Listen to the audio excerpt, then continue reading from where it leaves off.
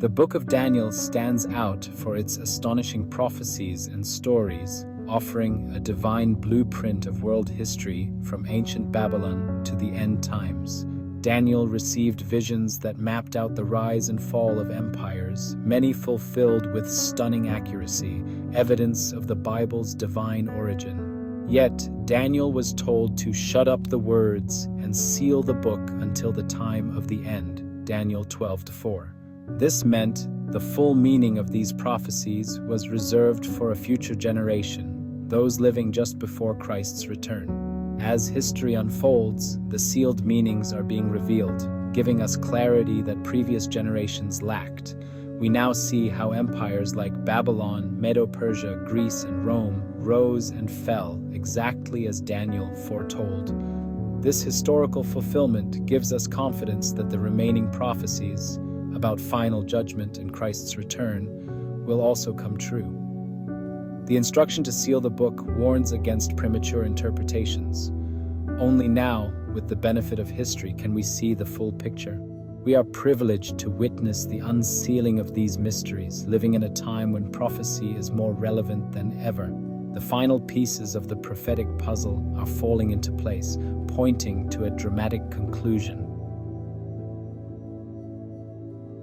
To unlock Daniel's prophecies, we must grasp the Bible's method of measuring prophetic time. The key is the day-for-year principle found in Numbers 14-34 and Ezekiel 4-6. One prophetic day equals one literal year. This principle transforms Daniel's timelines from short-term predictions into sweeping forecasts covering centuries. Without it, the prophecies would make little sense in the context of world history. When Gabriel gives Daniel a prophecy spanning thousands of days, we're meant to understand it as years, allowing the prophecies to pinpoint events far in the future. Paul echoes this in 2 Thessalonians, warning believers not to expect Christ's return until certain prophetic events unfold. There's a divine order as seen in Daniel chapter 2. The dramatic fall of ancient statue, Roman ruins collapsing, mosaic depicting the fall of all nations. First, the falling away, then the man of sin is revealed. Daniel provides the timeline. Paul gives the context and cautions against setting dates. Our role is to recognize the signs, not to predict the day. These prophecies build our faith as we see them fulfilled, confirming that God's plan is unfolding exactly as He declared. The day-for-year principle is the master key to understanding the grand sweep of prophecy. God's timetable is precise, and we are called to be ready as each piece falls into place. The longest and most significant time prophecy is in Daniel 8-14. For 2,300 days, then the sanctuary shall be cleansed. Using the day-for-year principle, this means 2,300 years. The starting point is the decree to restore Jerusalem, issued by Artaxerxes in 457 BC, Daniel 9-25. The first 490 years of this period predicted the timing of Jesus' ministry and crucifixion, fulfilled with precision. Both the 490 years and the 2,300 years begin in 457 BC. Counting forward, the 2,300 years end in 1844 AD. This marks the beginning of the cleansing of the sanctuary, not on earth but in heaven. It's the start of the pre-Advent judgment when the cases of all believers are reviewed before God. This is the judgment hour announced in Revelation 14, a final phase before Christ's return. The prophecy's accuracy gives us confidence in God's unfolding plan. Daniel 2 presents a statue in Nebuchadnezzar's dream, symbolizing a succession of world empires.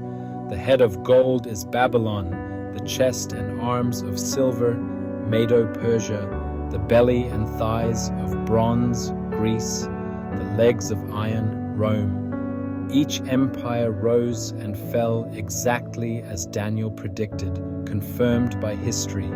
The feet of iron mixed with clay represent the divided nations of Europe, never fully united despite many attempts. The prophecy declared, They will not adhere to one another, and history has proven this true. The final act, a stone cut out without hands, destroys the statue, symbolizing God's eternal kingdom. This prophecy is so precise that skeptics have claimed it must have been written after the events. Yet, its accuracy stands as a testament to divine inspiration. The rise and fall of empires set the stage for God's final kingdom. We are living in the time of the divided kingdoms, awaiting the coming of the eternal King. Daniel 7 repeats the prophecy with new symbols, 4 beasts representing Babylon, Medo-Persia, Greece, and Rome. The focus shifts to the 4th beast, Rome, and its 10 horns, symbolizing the divided nations of Europe. Among them rises a little horn, different from the rest, speaking pompous words and persecuting God's people. This power would rule for a time, times, and half a time, 1,260 years. History identifies this as the papacy, which rose after Rome's fall, uprooted 3 kingdoms, claimed divine authority, and persecuted dissenters. The papacy's political power began in 538 AD. 1,260 years later, in 1798, it received a deadly wound when the Pope was taken captive. This precise fulfillment matches Daniel's and Revelation's prophecies. The little horn's rise and fall are central to understanding end-time events. Prophecy's accuracy confirms the identity of this key player in history. As the 2,300-year prophecy neared its end, a global religious awakening took place, led by William Miller and others. They correctly calculated the timeline, expecting Christ's return in 1844, but misunderstood the event. Believing the sanctuary was the earth, they thought Jesus would return to cleanse it by fire. When October 22, 1844 passed without Christ's return, it became known as the Great Disappointment. Many lost faith, but a small group re-examined the Bible seeking answers. They discovered, through Hebrews, that the true sanctuary is in heaven, where Jesus ministers as high priest. The cleansing of the sanctuary marked the start of the pre-Advent judgment, not Christ's return. This new understanding explained the timing and event, vindicating the prophecy. The believers now had a new mission to proclaim the judgment hour to the world. The Great Disappointment became a turning point, leading to deeper prophetic insight. Daniel was told to seal the book until the time of the end. Many shall run to and fro, and knowledge shall be increased. Daniel 12:4. The time of the end began in 1798, marked by an explosion in travel and knowledge. Since then, humanity has advanced from horse-drawn carriages to space travel, and from handwritten letters to instant global communication. This unprecedented increase in movement and information fulfills Daniel's prophecy. Scientific and technological breakthroughs have transformed every aspect of life. Most importantly, prophetic knowledge has increased. The book of Daniel, once sealed, is now open for understanding. The historical fulfillments are clear, and the message of judgment and Christ's soon return is more relevant than ever. We are not left in darkness. God's prophecies are a light in our time. They show us where we are in history and assure us that Christ's return is near.